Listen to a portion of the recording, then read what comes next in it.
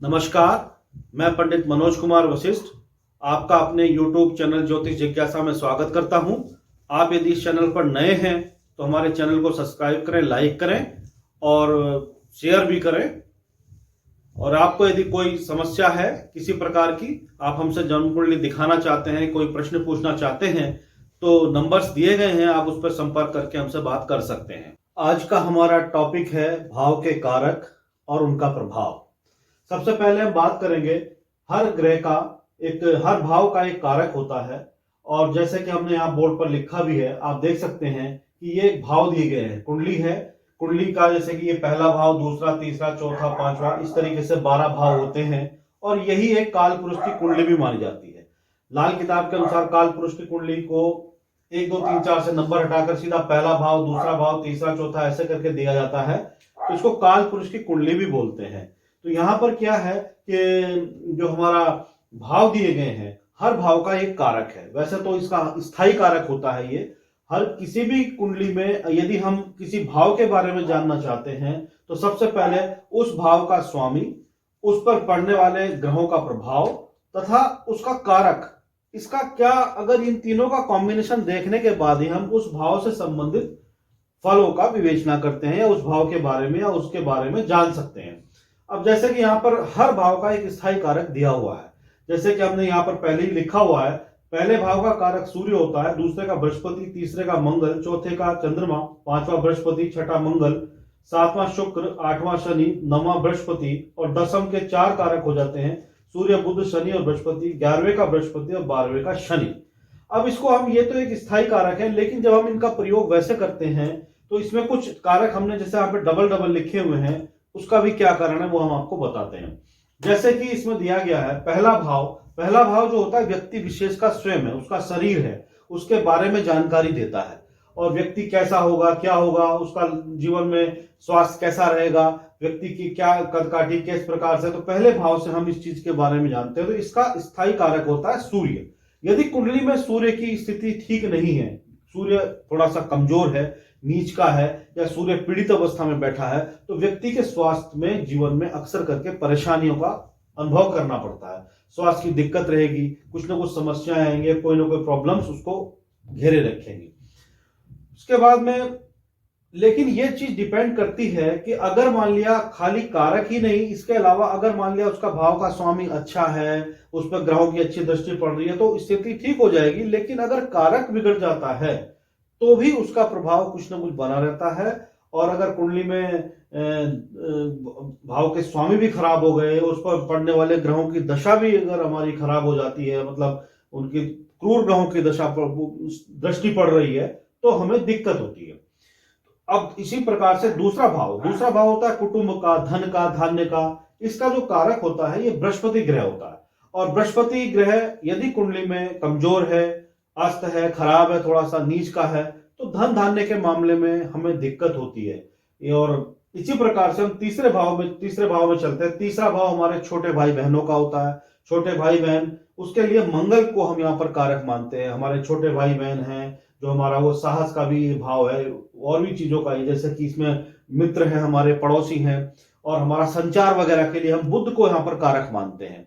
तो अगर बुध ठीक ठाक है तो यहाँ पर हमारा संचार तंत्र अच्छा होगा, हमारी कनेक्टिविटी बढ़िया होगी, और लोगों से संबंध हमारे अच्छे होंगे। मित्रों वगैरह के लिए भी यहाँ पर बुध को देखा जाता है। और छोटे भाई बहनों के लिए हम यहाँ पर मंगल ग्रह को देखते हैं। यदि मंगल की स्थिति कुंडली में ठीक नहीं है तो हमारे छोटे भाई बहनों से संबंध थोड़े ठीक होते हैं, ठीक नहीं होते। और छोटे भाई बहनों किसी किसी को समस्या भी आती है। इसके अलावा साहस की कमी होती है, कहीं ना कहीं अलग अलग प्रकार की समस्याएं बनती हैं। चौथा भाव होता है हमारे माता का भाव है। ये माता के लिए इसमें हम चंद्रमा को देखते हैं, और मन का भाव भी है, भौतिक सुखों का भाव भी है। यहाँ पर जो भौतिक सुख हमारे जितने भी हैं घर में, वाहन वगैरह, भौतिक सुख, और इसके अलावा जितना भी हम प्लॉट है, भूमि है, लाभ है, घर है, मकान है, इन सब के लिए यहाँ पर शुक्र का हम कारकत्व देते हैं। अगर कुंडली में शुक्र की स्थिति अच्छी है तो उसके लिए हम भौतिक सुखों के लिए हम शुक्र को देखते हैं। और माँ का जो कारक होता है, मन का जो कारक होता है, इसके लिए हम चंद्रमा। इन दोनों का ही अध्ययन यहाँ पे किया जाता है। यदि दोनों में से एक भी खराब या दोनों खराब स्थिति में आते हैं तो हमें इन चीजों में संघर्ष झेलना पड़ता है। 5वां भाव संतान का होता है, शिक्षा, उच्च शिक्षा का होता है। 5वें भाव में बृहस्पति यहाँ का कारक होता है। बृहस्पति यदि कुंडली में ठीक नहीं है तो हमारी शिक्षा में प्रभावित होती है, संतान के मामले में भी हमें दिक्कत होती है। इसके साथ साथ जो है हमें उच्च शिक्षा में कुछ प्रॉब्लम्स आती है। पूर्व जन्म के कर्मों का भाव भी ये है, तो बेसिकली यहाँ पर दिक्कत का अनुभव होता है यदि बृहस्पति हमारा कमजोर होता है तो। छठा भाव रोग, शत्रु, ऋण वगैरह का होता है। यहाँ पर इसके लिए हम मंगल ग्रह को इसका कारकत्व दिया जाता है। तो मंगल ग्रह यहाँ पर शत्रुओं का नाश करता है और चीजों के लिए भी मंगल अगर अच्छा है तो ये सब चीजों का हमें लाभ होता है।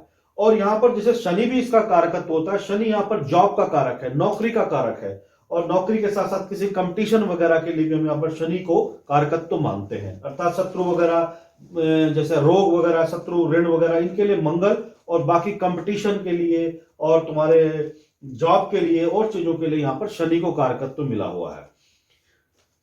7वां भाव हमारा विवाह का भाव होता है। यहां से हम अपना विवाह के साथ साथ पार्टनरशिप वगैरह देखते हैं। इसका कारक शुक्र होता है, तो ये पत्नी का भाव भी बोला जाता है। यहाँ पर अगर शुक्र की स्थिति ठीक नहीं है तो हमारे वैवाहिक जीवन में दिक्कतें आती हैं, या शादी होने में विलंब होता है, या पत्नी से हमारे अनबन वगैरह होते हैं। कुछ ज्योतिषियों का मत ऐसा भी है कि यहाँ पर जैसे स्त्रियों के लिए बृहस्पति को कारक दे दिया गया है कि अगर मान लिया स्त्रियों के लिए बृहस्पति 7वें भाव का कारक होगा, लेकिन ऐसा देखने में कमी आता है। लेकिन हाँ, बृहस्पति का रोल तो जरूर कुछ ना कुछ है, क्योंकि स्त्रियों की कुंडली में बृहस्पति पति के स्वरूप देखा जाता है। यदि बृहस्पति कुंडली में खराब है तो उनको फैमिली लाइफ में या वैवाहिक जीवन में थोड़ी दिक्कत होती है, शादी विवाह वगैरह में। देख तो पुरुषों के लिए यहाँ पर शुक्र को कारकत्व तो मिला हुआ है। इसके साथ साथ ये व्यापार का भी है, हिस्सेदारी का भी है, साझेदारी का भी है, प्लैनेट होता है शुक्र। तो अगर ये खराब हो जाता है या कहीं कुछ दिक्कत है तो इन चीजों में हमें दिक्कत का सामना करना पड़ता है। 8वां भाव आयु भाव, इसको मृत्यु भाव भी बोलते हैं। ये जो है अंदर काफी क्षेत्रों में, जैसे कि मैं बहुत कोई जमीन में गड़ी हुई रिसर्च वगैरह के लिए भी ये भाव होता है, तो इसके लिए यहाँ पर शनि को इसको कारक माना गया है। यदि किसी का अष्टम भाव या शनि खराब है तो स्वास्थ्य में दिक्कत होगी, या आयु वगैरह के बारे में जानकारी में कमी आएगी, या कुछ दिक्कत आएगी। इसके लिए यहाँ पर शनि को कारकत्व मिला हुआ है। उसके बाद ये 9वां भाव है।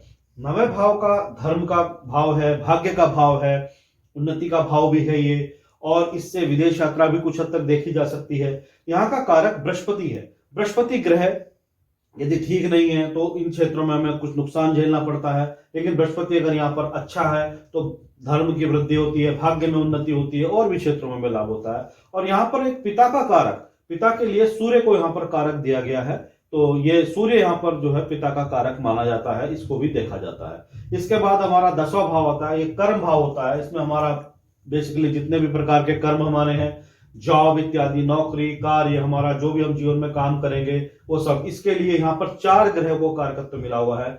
सूर्य भी यहाँ पर कारक है, बुध यहाँ पर व्यापार, बिजनेस इत्यादि का कारक है, बृहस्पति यहाँ पर धन धान्य इत्यादि हर क्षेत्र का कारक है, और शनि भी यहाँ पर कारक है जॉब इत्यादि के लिए, नौकरी के लिए। जितने भी प्रकार के कर्म हम करते हैं इन 4 ग्रहों का वहां पर देखा जाता है, ये इसका कारकत्व इसको मिला हुआ है। उसके बाद एक 11वां भाव आता है। 11वां भाव हमारा ये आमदनी का भाव है। जीवन में हम किसी प्रकार की आमदनी, कहीं से भी हम कोई लाभ कमाते हैं, आमदनी कमाते हैं, उसके बारे में हम अध्ययन करते हैं यहाँ पर। तो 11वां भाव बृहस्पति का होता है, यहाँ का कारक बृहस्पति है।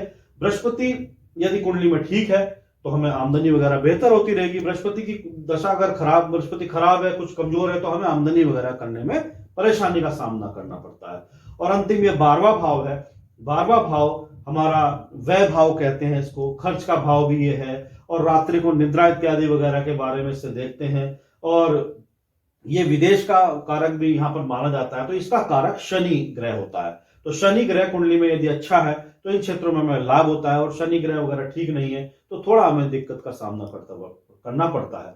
किसी भी भाव का रिजल्ट अगर हमें जानना है तो उसके लिए हमें जरूरी है कि पहले तो हम उस भाव का कारक तो है ही है, उसके साथ साथ उस भाव का पहले स्वामी, उसकी राशि, उसमें कौन सा स्वामी है उसका, वो उसमें बैठे हुए ग्रह, उसको देखने वाले ग्रह, तथा अंतिम में हमें कारक का भी अध्ययन करना पड़ता है, तभी हम यहाँ पर उसका पूर्णतः फल बता सकते हैं। तो ये थोड़ी सी जानकारी थी जो कारक के बारे में है।